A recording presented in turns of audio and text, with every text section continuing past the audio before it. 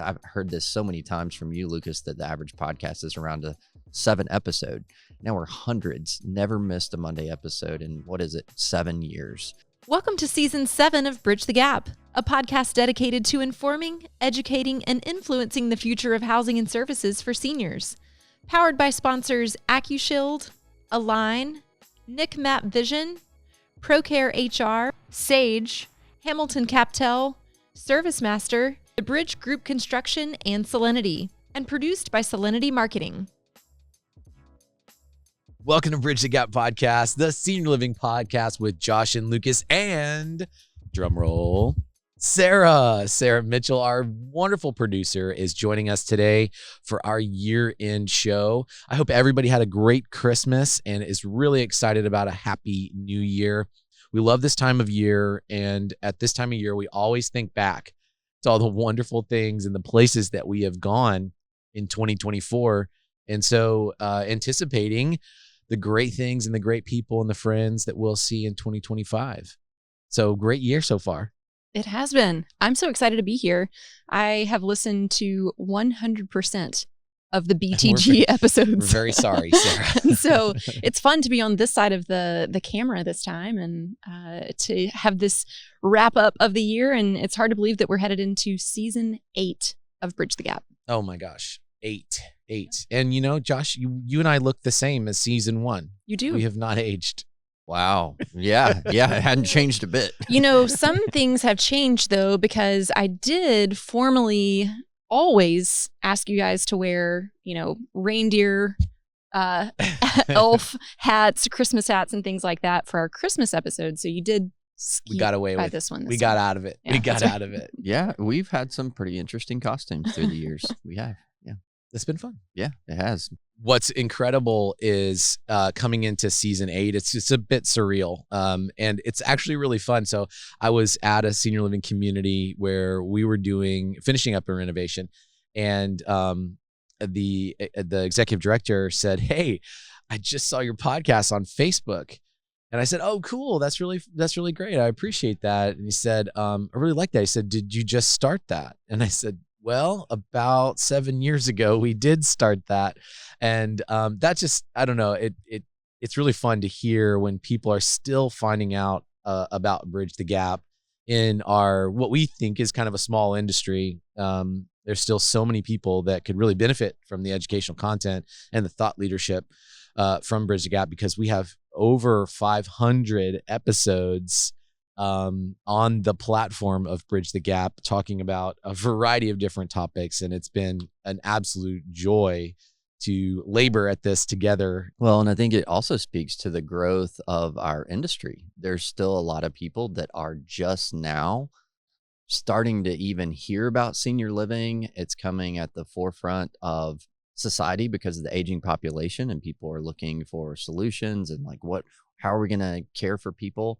And senior living is not necessarily an extremely new business, but a lot of young professionals are for the first time hearing about it, and they're coming into the industry and they're looking for resources. And what an awesome opportunity and privilege we have really every week to be able to provide some great guests and thought leadership to everyone. It's awesome. You know what's really interesting, and we hear this a lot in feedback, and people will email or not call in because we're not a call-in show, but they'll email in and say it's almost like this giant library of topics to where people, whether you're a vendor, an operator, a provider, or a supporter of the industry, you can pick an episode and send it to someone who's interested in a topic. Not as a brand push, but really just as a thought leadership, which is what you two, Josh and Lucas, decided to start this podcast off of, was brand thought leadership, to take the conversations that were happening at these giant national conferences and give that information to anyone who's interested. And I think even today, we're still hearing that is exactly what's happening with these episodes.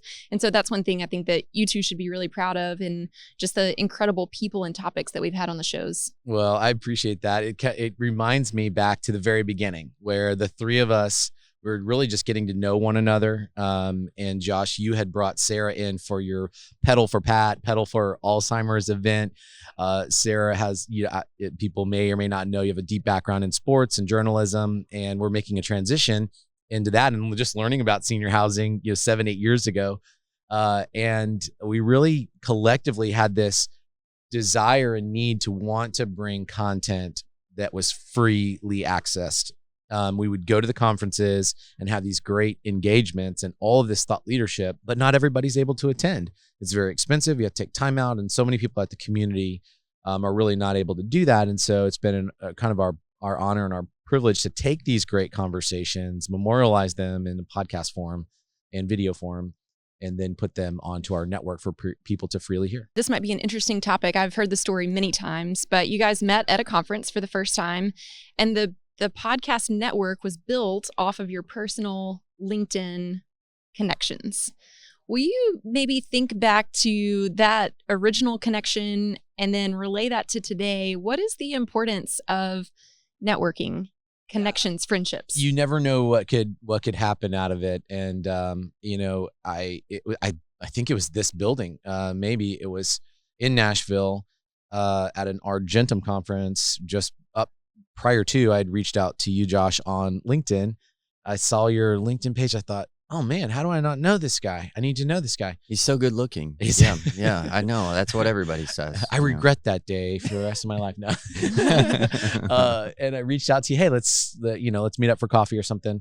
And you quickly responded, and we met up and just had the first of very many great conversations, and just stayed in touch. And the conference scene, which is really the lifeblood of the communication arm for Bridge the Gap, is that these conversations are generated at the conferences. It's really an important thing in our industry. So many connections, so many relationships are made at these conferences. I'm sure it's similar to other industries, but it's really special in senior housing because it's such good people. And that's really been the driving force behind my passion around senior housing, is because of the people in this industry. I'm constantly blown away by the quality of people that are doing this work. And it also brings good quality vendor partners as well, which is the category I'm personally proud to be in. It's just this industry, the phonies don't stick around. These are genuine people that really care about this industry. And the networking aspect of connecting on LinkedIn and then also at the conferences has been a career driver for me and so many other people. It's super important. Well, and it's interesting. Anytime we kind of, in retrospect, think back to where it all began, I love having these times because it's really amazing how far our industry has come, what all we've come through. There's very difficult times, but when we think back to 8 years ago, there was not even any podcast in our industry. That was really the whole reason we looked around and thought, oh gosh, there's not one. We didn't necessarily know how to do it. Thank God we had Sara, and has been with us every step of the way. But it's been fun to see the evolution of even digital communication in general. And now, if we walked through this, any show that we go to, we would not be the only podcast anymore. And people have asked us, is that like threatening to you or whatever? We're like, no, that was the whole part. And so it's fun to see all the different shows, all the different podcasts, and people taking the industry and elevating it and getting the message out. And that's what we need to do more of. I think some of the personal connections that we have brought to the table with Bridge the Gap, and certainly there's a lot of new people in the industry. Can you think of one or two things or examples that you would give perhaps someone just entering the industry or trying to, dig their name in and make connections? What is one tip or piece of advice that you would give someone entering the industry about how this is a relationship-driven industry? Binge listen to Bridge the Gap. And I have these conversations. People in sales for products or services in the industry set up phone calls with me to discuss this. And and this is really what they say, not what I say, is they say, hey, I've been listening to Bridge the Gap. I'm new to the industry, trying to present and sell and market a product or a service. And Bridge the Gap has really helped me understand the lingo, the names, the people. It's just a huge library if you want to quickly get up to speed on the industry. just spend some time on btgvoice.com and listen to these episodes. You'll get caught up quick. And then secondly, it's show up. And thirdly, it's follow up. When you spend the time and you invest in being curious and understanding, have a genuine desire to understand what operators and caregivers and people that are doing the heavy lifting and the hard work of managing and running and operating these communities, you will make the right relationships. People will bring you in, and you will have success if you have a great product, a great service that's needed, and you're a good person. It's going to work. Yeah, I would agree with that. And follow with, this is a relational business. How many people that we have seen, very successful people, come from other verticals, and they all say the same thing. They're like, wow, these people really care about what they do. So I think the more genuineness that you bring in truly making an effort to build relationships with the amazing partners and providers in the industry, the further you're going to go. And it's been fun to see, particularly young people that have never been exposed to senior living. They get their feet wet, they come in and they fall in love with it. And to see, I can think of a dozen people that were really young when they came in the industry, and to see their careers blossom and the things that they're doing. And those are now becoming the leaders. And so it's a lot of fun. It's a great place to do. Almost any skill set you have can be applied to senior living. For anyone who has followed along with the hot topics from season 7, you know that one of those was culture. We talked a lot about team culture in the year of 2024. Josh, maybe from your perspective as owner, operator, developer, what is one of those topics or themes or takeaways that we've talked about this season about building a strong culture in your community, in your operations, your teams, even if it applies to the vendor side of the business? Well, there's definitely common themes among everybody that has companies that are what I would classify and be classified as great company culture. And I think, too often we just overthink it. It's things that maybe were common sense at one point, maybe not so common anymore, but just treating people like you'd want to be treated. And so often, I think we get the cart ahead of the horse, particularly in senior living operations, because we are so focused on the product and the service that we're providing, and making the resident and the family comfortable, happy, and coordinating care, which is obviously the focus. But we forget to invest in our team and to equip them with the tools, the resources, and just the affirmation. And because it's hard work, the daily grind of caring for someone at that level, it is, again, it's totally a relational business. So I always tell people, if you really boil it down to it, all of us are here at some level to care for older adults, physically, emotionally, spiritually, with all of our various programmings and community offerings. But how much more meaningful will that be if we invest that first into our team members, physically, emotionally, and spiritually, so that out of that abundance, we call it around Solinity, fill in the love tanks. And so out of that abundance, it immediately flows back into every service that is provided.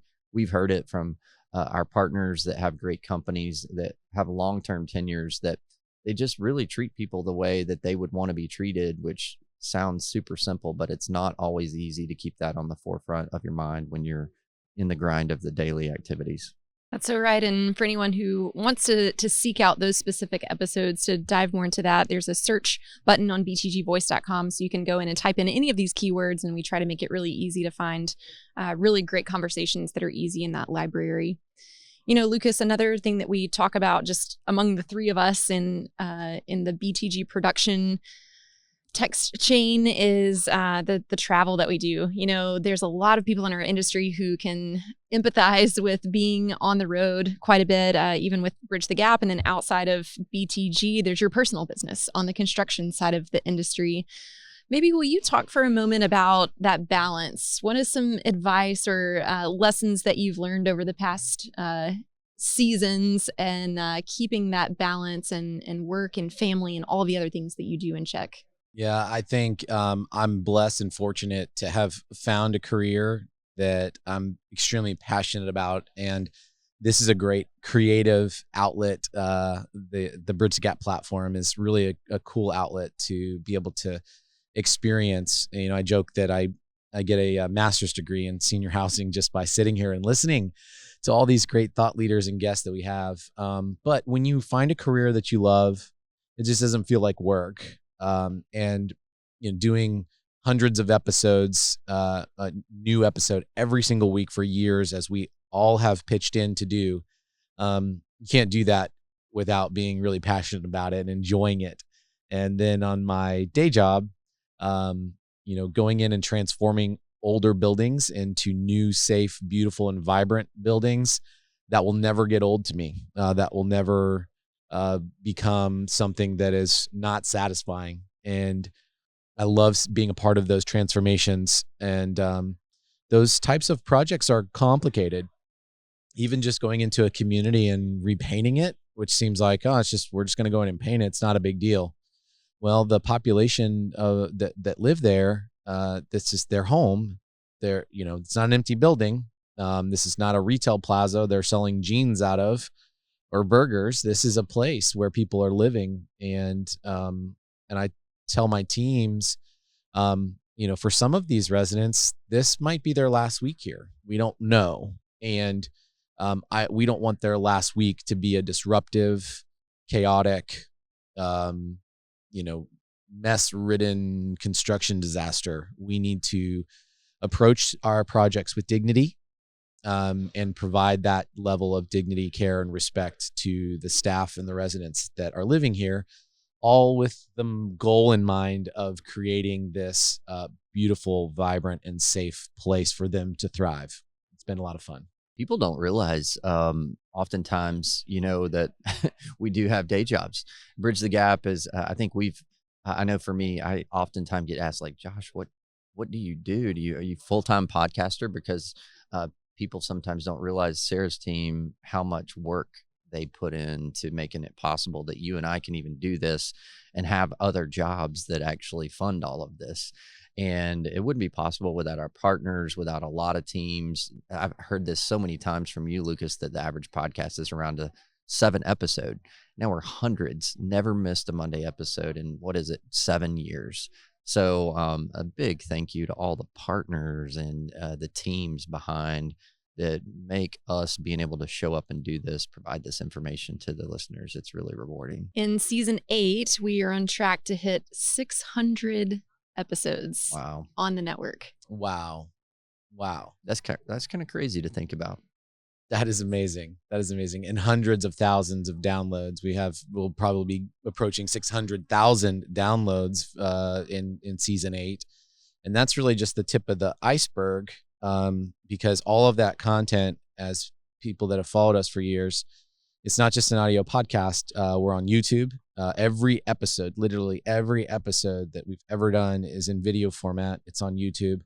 And then all of that great content is then curated and sourced and then put into bite-sized pieces on all the social media platforms, where our impressions are in the millions, and our videos are hundreds of thousands of downloads, which is really phenomenal and a great testament to the great work that we've all done, especially Sara as our producer, for so many years. Since day one, the three of us have always been together and laboring together to make this special. There's a lot of people that are all hands on deck for BTG, including our ambassador program. So we have some incredible people who have rallied around this industry of senior living, and they're waving the BTG flag. And so those unique individuals are helping with the marketing, the promotion, the thought leadership, the investment, the time, the thoughts that they have, and contributing that to the network. So that's a phenomenal group of individuals. And so certainly meet those people online, and you can find them at btgvoice.com. You know, I think as we look into 2025, which is hard to believe that is here, just around the corner, there's a lot of places that we will go. There's a lot of people that we'll speak with, and a lot of conversations to be had in season 8. What are some of those interesting topics or people or destinations that we can tell the listeners that we're headed to? Wow, that's a good one. Well, we are, I almost call it our conference event tour. That's, I would say, where, our baseline is. So the major industry events we always try to get to. Our listeners will, if you're able to attend, or if you end up listening to our shows or viewing them on YouTube, whatever you may do, they're going to see us at Nick's. They're going to see us at Asha's, Leading Age, a lot of the big shows. But it's also opportunity. A lot of people don't know this, but our partners or other individuals can even have us out to your community. We do mastermind events. So you'll be seeing some of those. Sometimes if you see something, it looks like a lot of really fun people having a great time together. Sometimes that's our mastermind events or events that Bridge the Gap's doing. We've done our VIP Ignite events in the past, and I have a feeling we're going to be bringing those back one of these years soon. It's a heavy lift for the production team. We have so much time doing that, but we still have a waiting list building for people that want to be part of those events. So it promises that season 8 is going to be a very fun year. And outside of just the regular content, our listeners, if you haven't been part of the ambassador program or met our ambassadors, we have the most amazing group of representatives for our industry that are so passionate.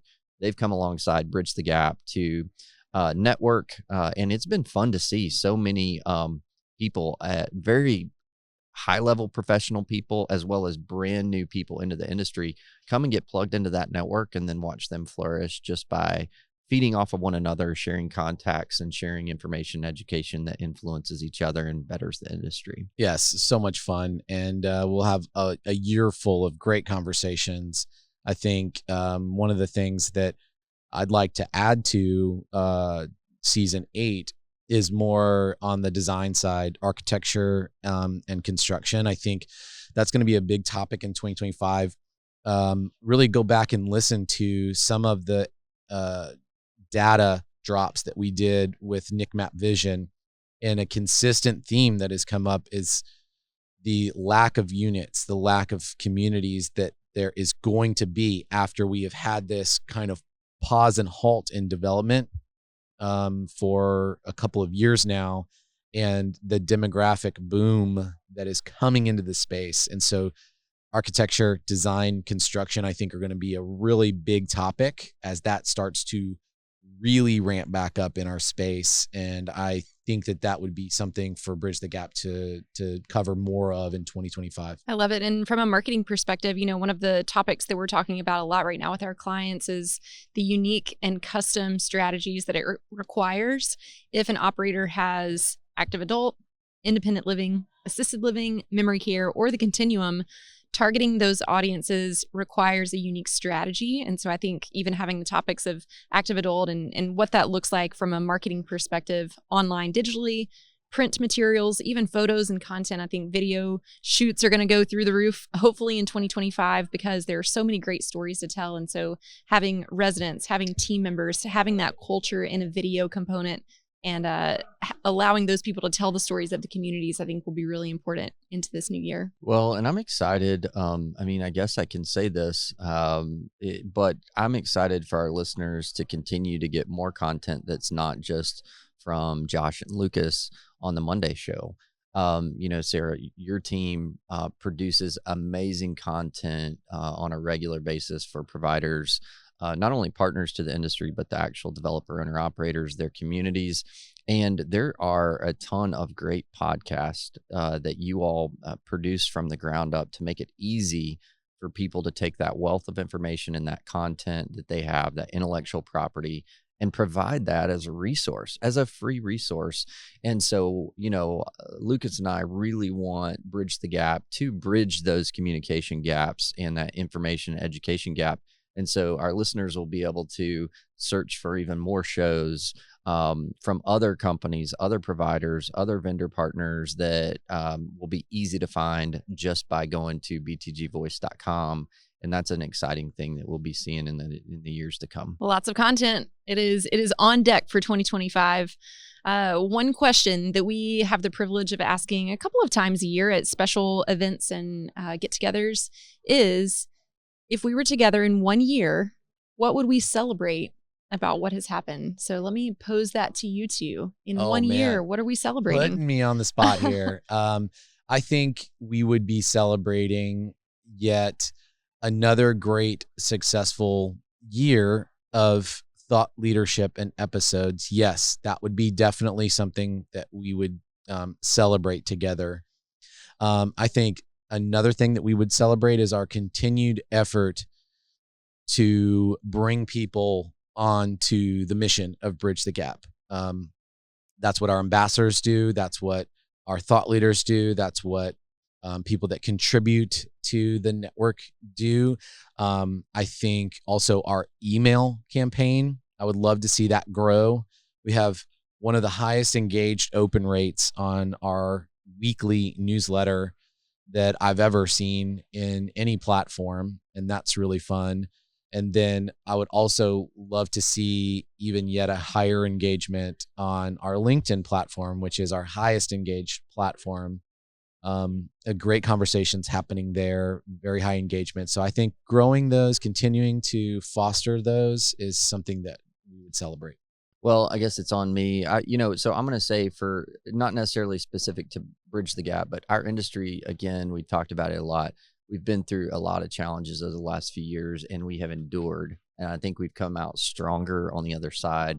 The compression and pressure that we've gone through is kind of like what it takes to form that diamond. And the pros that have been here through the difficulty, I'm going to celebrate with them some wins in the next year.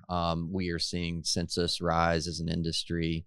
And so many of the innovative ideas, products, and services and people, that's where we shine the brightest, is when challenges are faced, whether it's an individual solution that we have for a tough resident care situation, being a partner to a family in caring for their most valuable asset, which is their loved one.